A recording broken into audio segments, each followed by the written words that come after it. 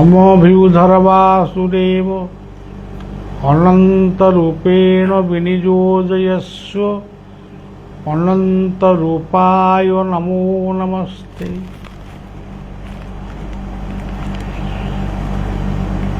सर्वप्रथमे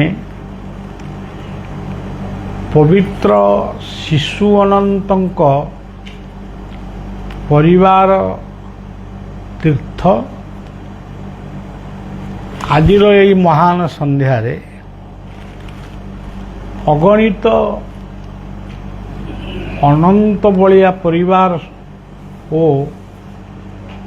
मोर प्रिय श्रोता भक्त एवं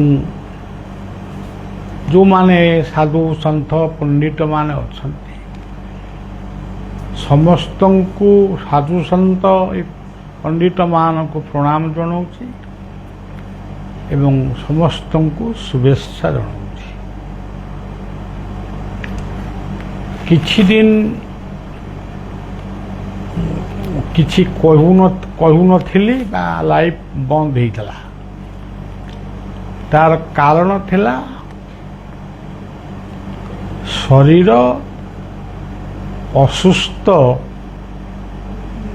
असुस्थ है एमती असुस्थ है जे मुझे कथबार्ता करने बा कौन सी प्रेसर नापी मोर इच्छा है। तेणु आमर जो माने शिष्य डॉक्टर माने अछंती से माने परामर्श देले किछि दिन आपण बेसी किसी कहतु नहीं ये भली परामर्श देले तांको कथाटा मानिबा को हबो।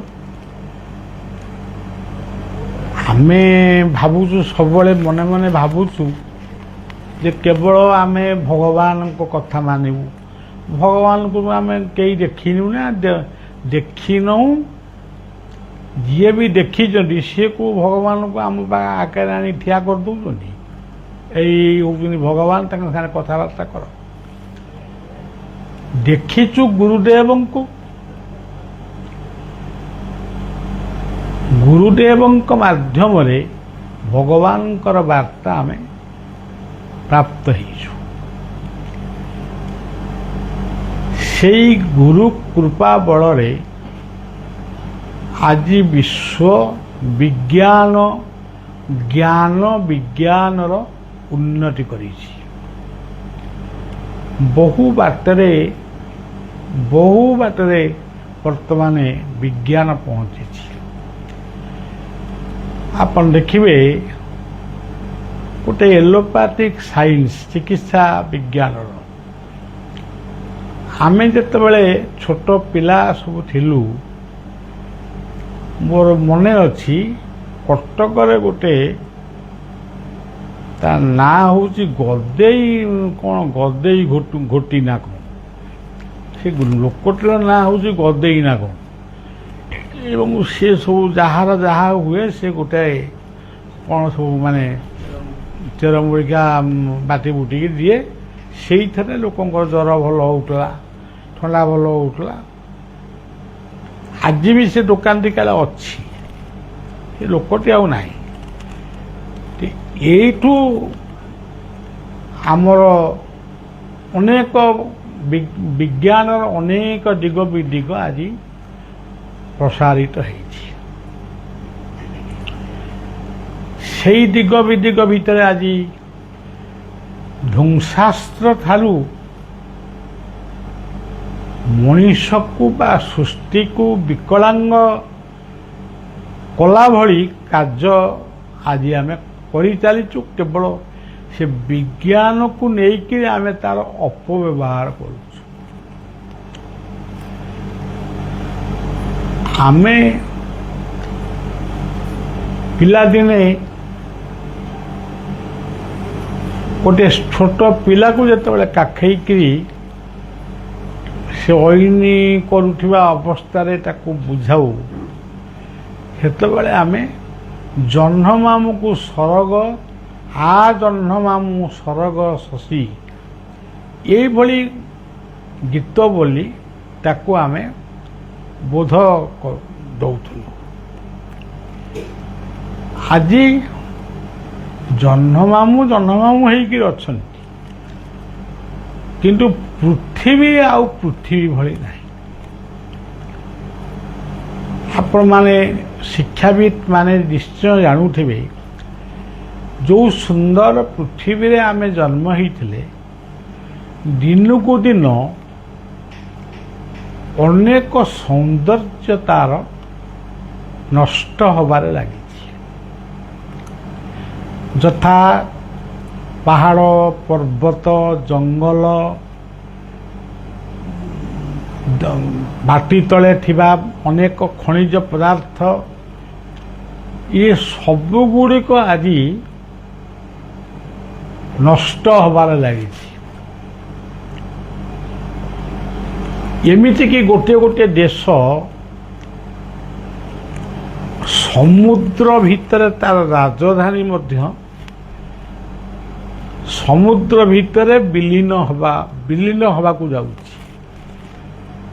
ସେ ଦେଶର ନେତୃବୃନ୍ଦ ଆଜି ଚିନ୍ତା କରୁଛନ୍ତି ଯେ ଆମେ ଏ ରାଜଧାନୀଟାକୁ କୋଉଠିକି ନେବା, ତେମনি 10, 50, 100 ବର୍ଷ ଆଉ ସମୁଦ୍ର ସେଠିକି ଆସିବନି। ଏମିତିକି ଆପଣମାନେ ବି ସେଟାକୁ ଅନୁସନ୍ଧାନ କଲେ ଜାଣୁଥିବେ, ଗୋଟେ ପାହାଡ଼ ପର୍ବତ ଭଳି ବରଫ ଖଣ୍ଡ ବରଫାବୃତ ଅଞ୍ଚଳରୁ ମାନେ ବିଚ୍ଛିନ୍ନ ହେଇ ସମୁଦ୍ର ଭିତରେ ଭାସୁଛି। ତା ଦ୍ୱାରା ହେଉଛି କ'ଣ, ସମୁଦ୍ରର ପାଣି ବଢ଼ୁଛି। ସମୁଦ୍ର ବର୍ତ୍ତମାନ ଭୂମିକୁ ଖାଇବା ପାଇଁ ଚେଷ୍ଟା କଲାଣି। ଯେଉଁ କବିମାନେ ପୃଥିବୀ ଆଉ ସମୁଦ୍ରକୁ ଚିନ୍ତନ କରି ଦିନେ କବିତା ଲେଖିଥିଲେ, ଆଦେଶେ ଉଦଧି ନଲଙ୍ଘେ ଅବଧି ଜୟ ଜଗଦୀଶ ହରେ। ସେଇ କବିମାନଙ୍କ ଭିତରେ ଆଜି ଯେଉଁ କବିମାନେ ବାହାରିବେ, ସିଏ ଆଉ ସେ କଥା ଲେଖିପାରିବେନି। କାରଣ ଦେଖୁଛନ୍ତି ସମୁଦ୍ର ସବୁଆଡ଼େ ଖାଉଛି। ଆମର ଓଡ଼ିଶା ମାଟିରେ ଆମେ ଯାହାଙ୍କୁ ଆମର ଜୀବନର ବା ଆମ ପରିବାରର ମୁଖ୍ୟ ବୋଲି ଭାବୁ, ସେ ହେଉଛନ୍ତି ଜଗନ୍ନାଥ। ଜଗନ୍ନାଥଙ୍କ କ୍ଷେତ୍ରର ଭୂମି ମଧ୍ୟ ମାନେ ସିଏ ସମୁଦ୍ର ଗର୍ଭରେ ଲୀନ ହେବାକୁ ଯାଉଛି। 10-15 ବର୍ଷ ତଳେ ମୁଁ ସେ ମସିହା ମୋର ମନେ ରହେନି, କୋଣାର୍କ ଠାରୁ ପାରାଦୀପ ଠାରୁ କୋଣାର୍କ ଠାରୁ ପୁରୀ ପର୍ଯ୍ୟନ୍ତ ଏ ସେବକ ଗୋଟିଏ ବରୁଣ ପୂଜା କରି ବରୁଣ ଦେବତା କହିଲେ ସମୁଦ୍ର, ତାଙ୍କୁ ଆମେ ପ୍ରାର୍ଥନା କରିଥିଲୁ। ଆମର ଯାହା ପ୍ରାର୍ଥନା କରିବା କଥା କରିଥିଲୁ ଏବଂ ଆମେ ଯାହା ଅନୁଭବ କଲୁ। ସେତିକି ବେଳେ ଚନ୍ଦ୍ରଭାଗା ତୀର୍ଥରେ ଜଣେ ବ୍ୟକ୍ତି, ଯେଉଁ ଧର୍ମଶାଳାରେ ଥିଲୁ, ସେ ଜଣେ ବ୍ୟକ୍ତି ହଠାତ୍ କହି ପକାଇଲେ, ଆପଣ ବରୁଣ ପୂଜା କରିବେ? କରିବା, କାହିଁ କରିବେ? କଥା ଉପରକୁ କଥା ପାଖକୁ କଥା ନ କହିଲେ ଦୋଷ, ତେଣୁ କଥା କହିଲେ ଦୋଷ, ନ କହିଲେ ଦୋଷ। ବର୍ତ୍ତମାନ ଏମିତିଆ ସବୁ ମାନେ ଭାବନା ଆସିଛି। ସେ ଯଦି ଗୋଟେ କଥା ପ୍ରସଙ୍ଗରେ ମୋତେ କହିଲା, ସତରେ କ'ଣ ଏମିତି ସମୟ ଆସିବ ପୃଥିବୀ କି ସମୁଦ୍ର ଖାଇଯିବ, ଆପଣ ଆଜିଠୁ ପୂଜା କରୁଛନ୍ତି? ସେ କଥାକୁ ମୁଁ ଶୁଣିଲି, ତାଙ୍କୁ ନମସ୍କାରଟିଏ କରି ମୋର ମୁଁ ଖସିକିରି ପଳେଇଲି। କିନ୍ତୁ ତାପରେ ଦେଖାଗଲା ସମୁଦ୍ର ବର୍ତ୍ତମାନ ପୃଥିବୀର ସବୁଆଡ଼େ ଭୂମିକୁ ଗ୍ରାସ କରୁଛି। ସମୁଦ୍ର କୂଳରେ ଯେଉଁ ସେଇ ସ୍ରଷ୍ଟା ଅଦୃଶ୍ୟ ସତ୍ତା ଯାହାଙ୍କୁ ଆମେ ମାଲିକ ବୋଲି କହୁଛୁ, ଜଗତର ମାଲିକ, ସେ ଗୋଟେ ଗଛ ସୃଷ୍ଟି କରିଥିଲେ।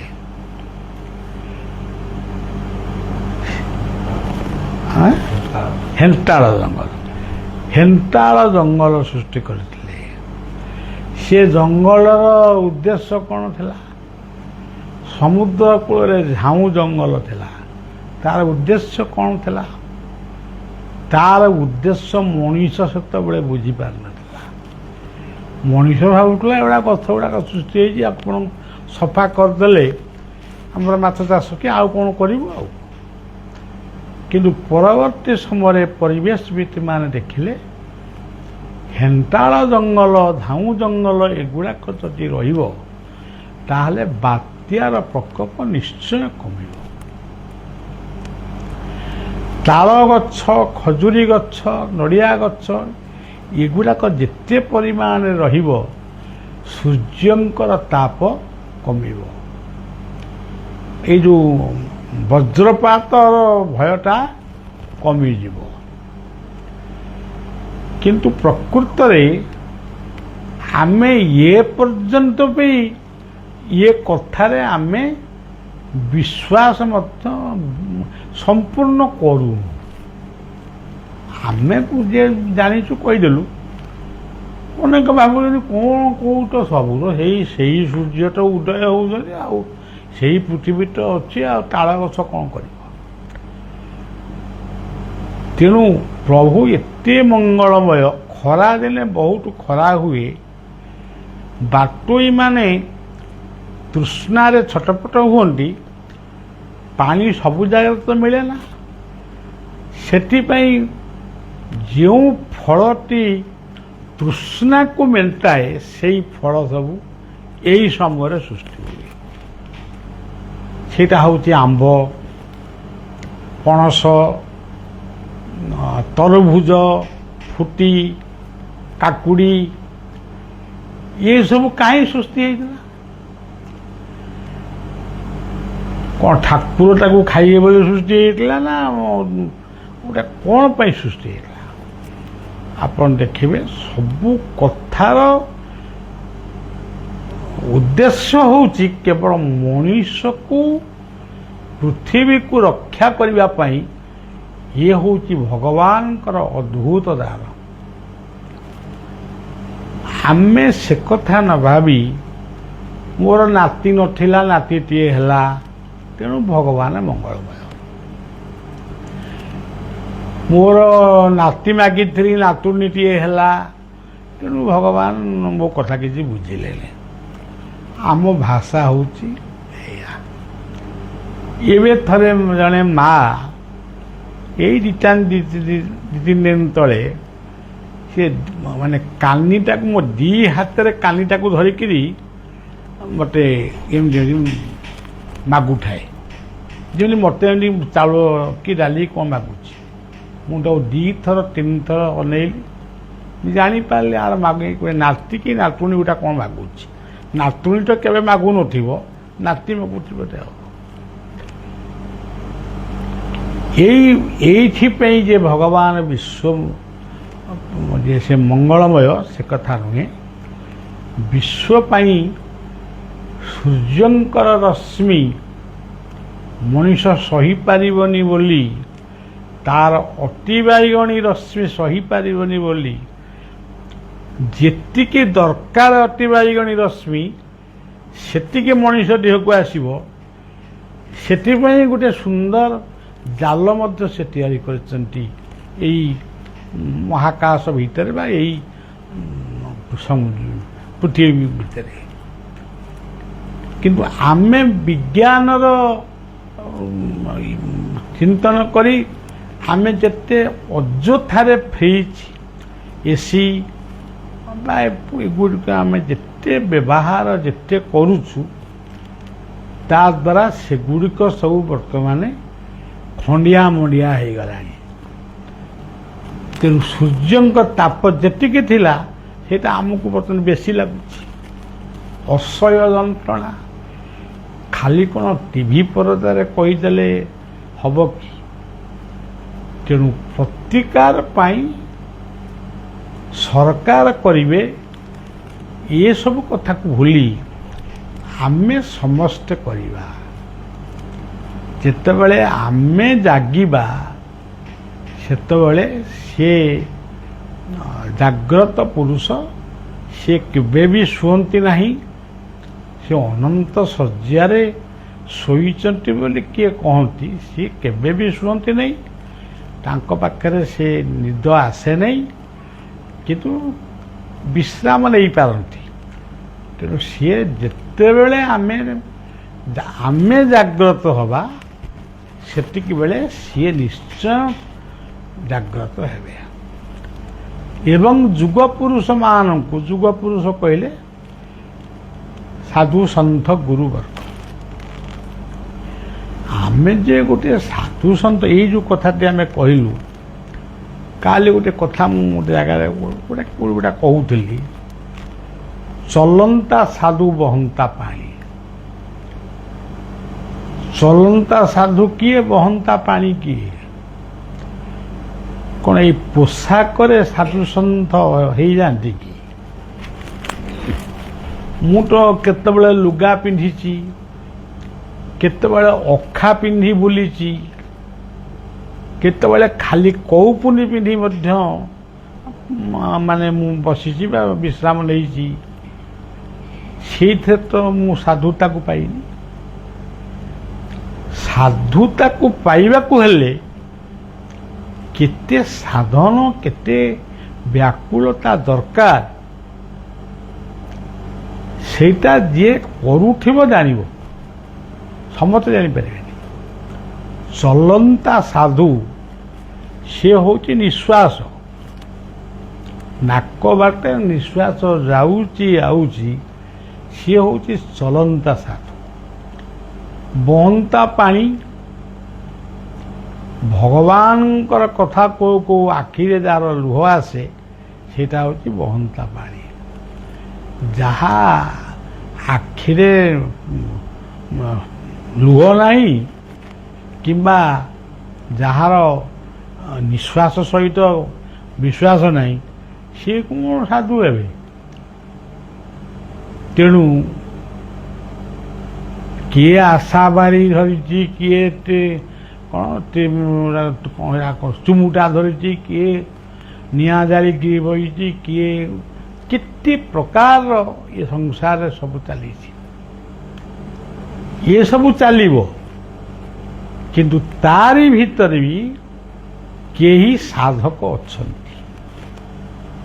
ସତ୍ୟର ସାଧକ ଯେଉଁମାନେ ଅଛନ୍ତି ସେଇମାନଙ୍କ ପ୍ରାର୍ଥନାରେ ଇଏ ସଂସାର ରହିଛି।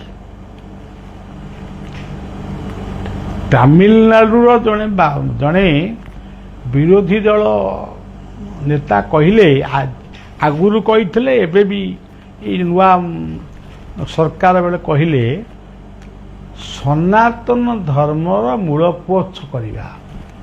ସେ କହୁଛନ୍ତି, ବିରୋଧୀ ଦଳ ନେତା ହିସାବରେ ସରକାରଙ୍କୁ କହୁଛନ୍ତି, ଆମେ ମିଳିମିଶି କାମ କରିବା, ସନାତନ ଧର୍ମକୁ ମାନେ ମୂଳପୋଛ କରିବା। ତାଙ୍କ ପାଖକୁ ଚିଠିଟିଏ ମୁଁ ଆଜି ଦେଇଛି, ଲେଖି ଦେଇଛି, ପଠାଅ। ଆଚ୍ଛା, କୋଉଟାକୁ ଆପଣ, ମୁଁ ତାଙ୍କୁ ଲେଖିଛି, କୋଉଟାକୁ ଆପଣ ମୂଳପୋଛ କରିବେ? ସ କହିଲେ ସତ୍ୟ, ସଂଯମ, ସଂକଳ୍ପ, ସତସଙ୍ଗ, ଏଇଟାକୁ ମୂଳପୋଛ କରିବେ। ନା କହିଲେ ନାମ, ମୋ ନାଁ, ଆପଣଙ୍କ ନାଁ, ତା ଭିତରେ ବି ମୁଁ କହିଛି ମୋ ନାଁ, ଆପଣ ଯିଏ କହୁଛନ୍ତି ତାଙ୍କ ନାଁ। ଇଏ ସଂସାରରେ ଯେତେ ଦେଶ, ଯେତେ ଅଞ୍ଚଳ, ଯେତେ ପଦାର୍ଥର ନାଁ ସବୁ ହେଉଛନ୍ତି ନାମ। ତାକୁ ମୂଳପୋଛ କରିବେ, ତାମାନେ ପ୍ରଳୟ ସୃଷ୍ଟି କରିବେ। ତ କହିଲେ ତତ୍ତ୍ୱ। ତତ୍ତ୍ୱ କ'ଣ? ଆମର କିଛି ବାବାଜୀ ମାନେ ଏମିତି କହୁଛନ୍ତି, ତତ୍ତ୍ୱ ମାନେ ଆମର ହେଲା ସେ ହଂସ, ସୋହମ, ଏମିତି ସବୁ ତତ୍ତ୍ୱ। ସେ ତତ୍ତ୍ୱ ତା ବାଟରେ ଚାଲିବ, ସେ ତତ୍ତ୍ୱ ତାର ସୃଷ୍ଟି ହେଇଛି, ସେ ତା ବାଟରେ ଚାଲିବ, ତା କ୍ରିୟା ବି କରିବ। କିନ୍ତୁ ସବୁ କଥାର ସାରାଂଶ ହେଉଛି ତତ୍ତ୍ୱ। ଯାହା ତୁମେ କରୁଛ, ଯାହା ଖାଉଛ, ଯଦି ଜଣକୁ ପଚରାଯିବ ତମେ ବାବାଜୀ ହେଲ କାହିଁକି, କ'ଣ ପାଇଁ ବାବାଜୀ ହେଲ? ଦାଢ଼ି ରଖିବା ପାଇଁ, ବାଳ ରଖିବା ପାଇଁ, ପୁଳାଏ ତିଲକ ନାଇବା ପାଇଁ ବାବାଜୀ ହେଲ ନା କ'ଣ ପାଇଁ ବାବାଜୀ ହେଲ? କୁଳ ପବିତ୍ରମ୍ ଜନନୀ କୃତାର୍ଥ, ତୁମେ କାହାକୁ କୃତାର୍ଥ କରିଛ? ବସୁନ୍ଧରା ଧନ୍ୟାଦତି ସୁଧନ୍ୟା। ମୋତେ ଯିଏ କହେ ବାବାଜୀ, ମୁଁ କହେ ମୁଁ ବାବାଜୀ ନୁହେଁ, ମୁଁ ଦୟାକରି କୁହନା। ମୁଁ ବାବାଜୀ ହବା ପାଇଁ ଆଇଥିଲି, କିନ୍ତୁ ଏପର୍ଯ୍ୟନ୍ତ ବାବାଜୀ ହେଇପାରିନି। ଗୋଟିଏ ଭଦ୍ର ଲୋକ ହବା ପାଇଁ ମୁଁ ସବୁବେଳେ ଚାହୁଁଛି। ତେଣୁ ଭଦ୍ର ଲୋକ କ'ଣ ହବ? ଆମ ପାଟିରେ ଯେଉଁ ଭାଷା ସବୁ ଆମେ ବ୍ୟବହାର କରୁଛୁ, ସେଇଥିରୁ ଜଣାପଡ଼ିଯାଉଛି ଆମେ କେତେ ଅଭଦ୍ର। ତେଣୁ ସବୁ କଥା ପରେ ସେଇ ଗୋଟିଏ କଥା ହେଉଛି, ଆମେ ଜାଗିଲେ ସମାଜ ଜାଗିବ, ପୁଣି ବୃକ୍ଷ ଜଙ୍ଗଲ, ପୁଣି ସବୁ କଥା ସେଠି ପୁଣି ଚାଲିବ। ଏ ସୃଷ୍ଟିର ସେଇ ମଙ୍ଗଳ ମୁହୂର୍ତ୍ତକୁ ଆମେ ଅପେକ୍ଷା କରି ଏପର୍ଯ୍ୟନ୍ତ ରହିଛୁ। ଆମରି ସହିତ ଆମେ ଯେଉଁମାନଙ୍କ ଗହଣରେ ଥିଲୁ, ସେମାନେ ଆଜି ସମସ୍ତେ ଗଲେଣି, କେବଳ ବର୍ତ୍ତମାନ ବଳିଆ ଅଛି। ମୁଁ ସେଇ ମହାପୁରୁଷମାନଙ୍କ ନାଁ କହୁଛି, ସବୁ ଆମେ ଅକ୍ଷରିଆ ପଞ୍ଝାଏ ଥିଲୁ। ଆଉ ବ୍ରହ୍ମାନନ୍ଦ, ବାୟାରାମ, ବୈକୁଣ୍ଠ, ବୈରାଗୀ, ବୁଦ୍ଧନାଥ, ଏଇଭଳି ଅନେକ ଭିତରେ ଆମେ ଥିଲୁ। ଆମରି ଭିତରେ କଥାବାର୍ତ୍ତା ଭୁଲ ଠିକ୍, କିନ୍ତୁ ଆଉ ଗୋଟିଏ ଦୁଇଟା ଖଣ୍ଡେ ନଥିଲା। ମଧୁସୂଦନ, ଅଭିରାମ, ଏସବୁ ଭିତରେ ନଥିଲେ, କିନ୍ତୁ ସେ କିନ୍ତୁ ଆମ ମନ ବି ତାଙ୍କ ପାଖରେ ଥିଲା। କିନ୍ତୁ ବର୍ତ୍ତମାନ କାହାକୁ ପଚାରିବୁ, କାହାକୁ ଉତ୍ତର, କି ଉତ୍ତର ଆମେ ପାଇବୁ, ତା ଆଉ ପଚାରିବାକୁ କେହି ଲୋକ ନାହାନ୍ତି, କି ଆଉ ଉତ୍ତର ଦେବା ବି କେହି ନାହାନ୍ତି। କେବଳ ଇଏ ଅକ୍ଷର ଶେଷ ଟି କେବଳ ଏଇ ସେବକର ପାଖରେ ଅଛି। ପୁଣି ଆମେ ସେଇ ବ୍ରହ୍ମାନନ୍ଦଙ୍କୁ ପ୍ରାର୍ଥନା କରୁଛୁ, ତାଙ୍କର ଦୟା ହେଲେ ଇଏ ସୃଷ୍ଟିର ସେଇ ମଙ୍ଗଳ ମୁହୂର୍ତ୍ତକୁ ଆମେ ଦେଖି ଅନୁଭବ କରି ଏ ଦୁନିଆରୁ ବିଦାୟ ନେଲେ ସେଇଟା ହିଁ ହେବ ଆମର ଶାନ୍ତି, ମୁକ୍ତି, ସବୁ କିଛି। ତେଣୁ ସେଥିପାଇଁ ଠାକୁର ନିଗମାନନ୍ଦଙ୍କର ଗୋଟେ ସୁନ୍ଦର ଶ୍ଲୋକ, ବ୍ରହ୍ମାନନ୍ଦମ୍ ପରମ ସୁଖଦମ୍ କେବଳମ୍ ଜ୍ଞାନମୂର୍ତ୍ତି ଦ୍ୱନ୍ଦ୍ୱାତୀତମ୍ ଗଗନ ସଦୃଶଂ ତତ୍ତ୍ୱମସ୍ୟାଦିଲକ୍ଷ୍ୟମ୍ ଏକ ନିତ୍ୟଂ ବିମଳମଚଳଂ ସର୍ବାଦି ସାକ୍ଷୀ ଭାବାତୀତଂ ତ୍ରିଗୁଣରହିତଂ ସଦ୍ଗୁରୁ ତ୍ୱାଂ ନମାମି। ଜୟ ଗୁରୁ, ଜୟ ଜଗନ୍ନାଥ।